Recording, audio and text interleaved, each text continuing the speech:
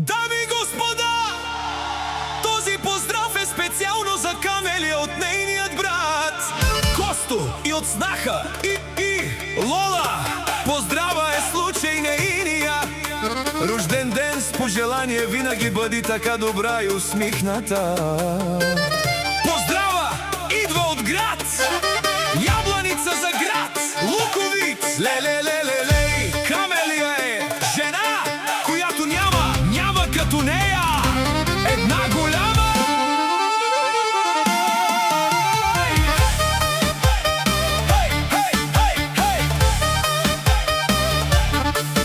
Диджей Барбер и Лев Продакшън.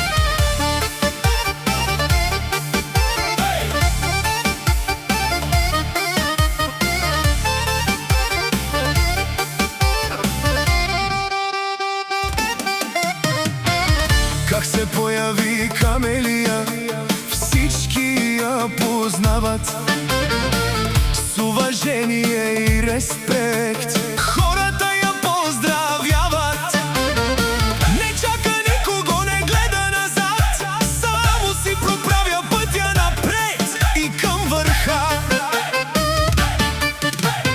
Тя е истинска жена, а душманите гледат и не могат да смогнат, докато говорят зад гърба и всеки ден тя печели битките една по една напред. Камелия шефката, няма шеф над нея, където се появи всички гледат към нея, а завистниците само отстрани мълчат.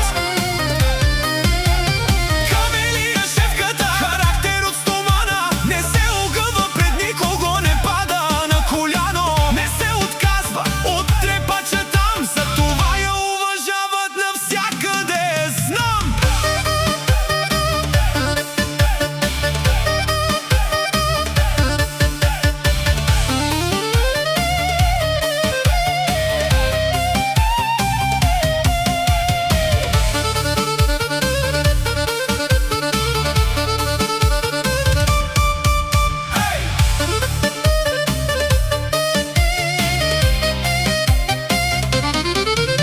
Жената, която заслужава чест, не говори много, а показва с дела. Затова е